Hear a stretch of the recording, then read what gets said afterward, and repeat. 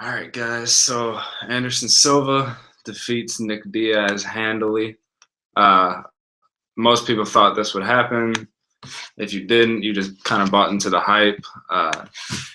He took him to school, man. He had nothing really to show for it. I mean, Diaz came out in the first round. He was taunting him. He was lying down on the mat. He turned around at one point and just said, "Hey, come get me." So Diaz tried to play into the mind games, uh, and it didn't work. So there's your quick update there if you haven't seen it yet.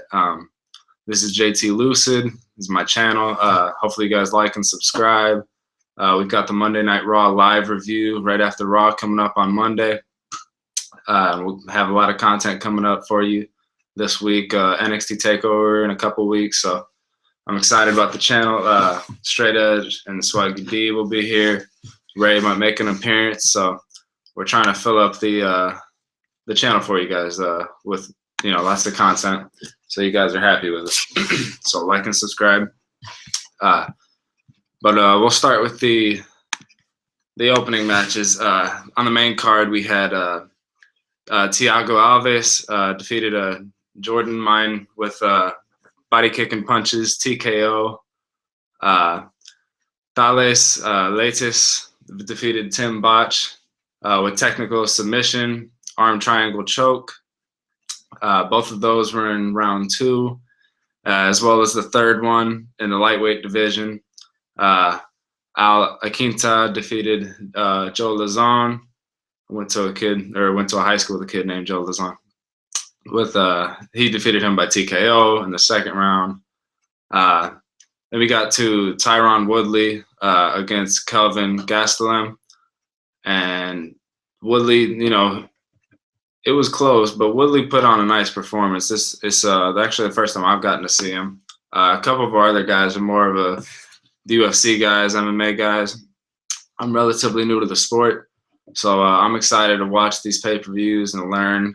And so I'm learning with you guys more about these guys every time I watch them fight. So I figured I'd just recap those and tell you who won and how it happened.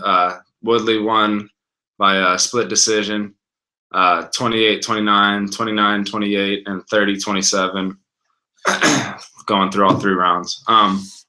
So getting to the main event, Anderson Silva against Nick Diaz. And this one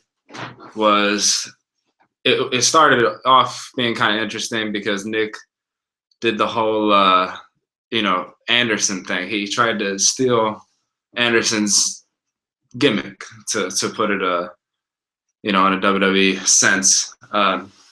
So he was taunting him the whole first round, and it wasn't doing much for him, but it was keeping Silva off the attack, so that did help. So for the first round or two, I think Diaz was kind of in Silva's head, and you could see Silva was a little uncomfortable in the ring or in the octagon with Diaz out there, kind of making a joke of the match like Silva used to do. And you could tell that every time Silva landed a punch, every time he landed a kick, he was getting more and more confident. So Silva, this was a big, in my opinion, the Diaz's, as I said, I'm relatively new to the sport, but I've learned enough to where Nick and Nate Diaz, they're both great trash talkers. They have incredible cardio. I got mad respect for them as men of the sport. And their quality, they're very good. They're one of the top performers in each class that they compete in respectively. But these are guys that they beat the mid carders, but they're not the type of guys that are going to take down your top dogs. So I think this was the right match to put Anderson Silva in, because I think it's a nice warm up. If you really see, UFC does a good job of making you think that some of these underdogs have a chance when sometimes they really don't. Silva's just too good, man. He's a magician in the ring. Ray is a huge Silva fan, and he's been watching that dude for a while. So like a lot of people, he loves watching Silva in the octagon, and he's just so fun to watch sometimes with his skill. When I used to be like a big fan of like the cocky wide receiver and stuff in football, and the Allen Iversons who had a big head in basketball. But as I've grown up a little, I've learned more to appreciate the guys that are the technically sound guys that get in there and do their work. But I still appreciate the mind games that Anderson Silva brings to the octagon. But when it comes to UFC, I'm more of a ground and pound type guy, so I like seeing guys take it to the mat and start swinging. Be technical, but then once you bring them down, do your work down there and take them out. So that's my kind of guy. Being a WWE fan and following Brock Lesnar's journey, he was really fun to watch. He's obviously, it's not even close. He's the biggest pay-per-view draw in the history of UFC, like by like 200%. Like, it's ridiculous how much higher his buy rate was than everybody else.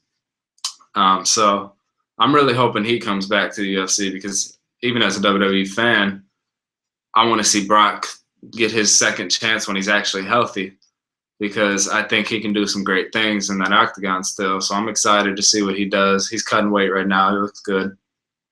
But in this match, in this fight, Anderson Silva, he took Diaz to school. There was no suspense for me. I knew Anderson would win. In this sport, anybody can win, but only by knockout. And if you don't, it's like when Pacquiao lost to Marquez. Like, Pacquiao was dominating that match, but he got caught. He got caught with one punch because he tried to end it. He was trying to prove a point, so he tried to end the match, and he got caught with one punch. That can happen in boxing, and it can especially happen in the UFC when, no pun intended, but the gloves are off. So that's the beauty of the UFC, is that anybody can win at any time.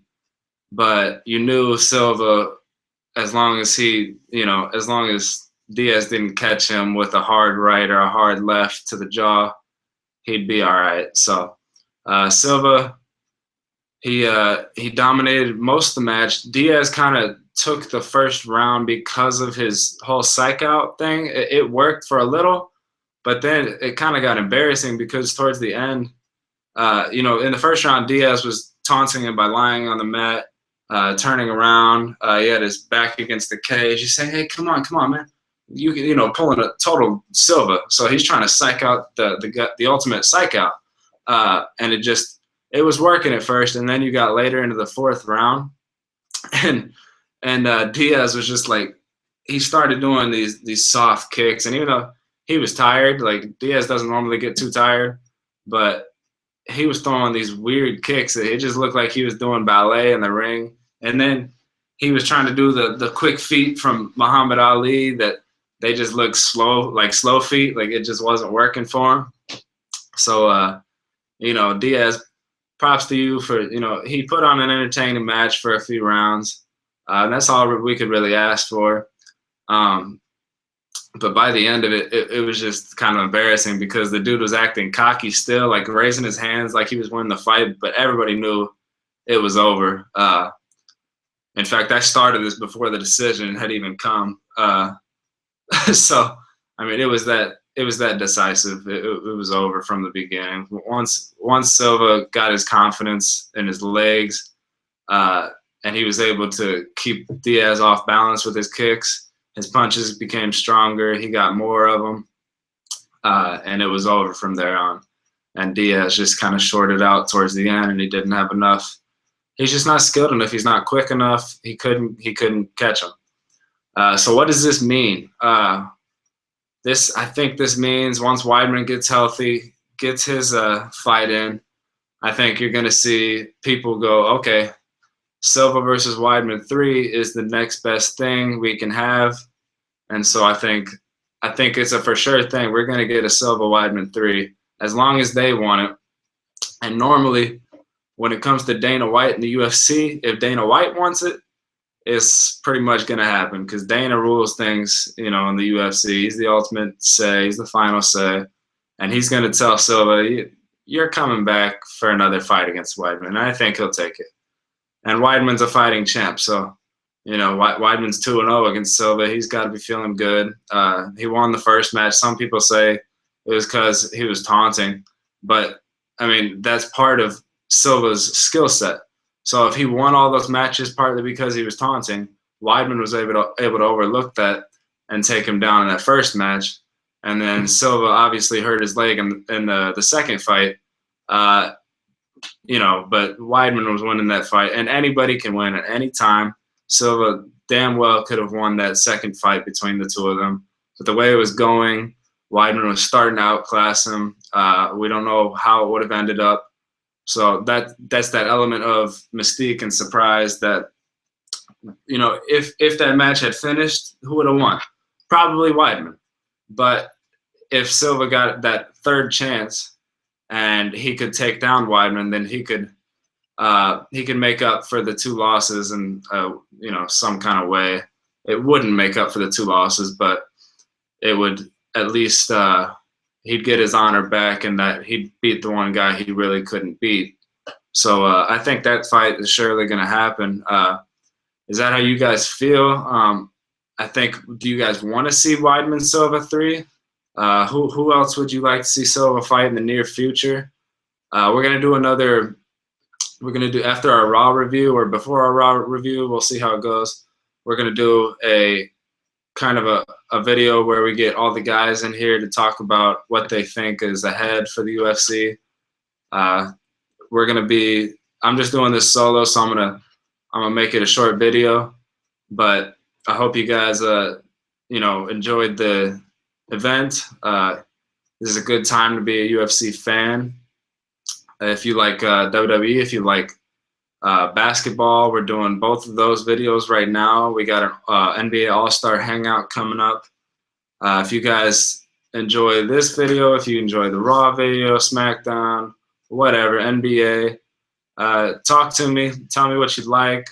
Hit that subscribe button. We need your support. This channel is for you guys. It truly is. If you look at the comments and see everybody who talks to me, I will, within hours, if not seconds, if I see it and I'm on my computer at the time, I will respond to you and I will talk to you because I want to hear what you guys want to say.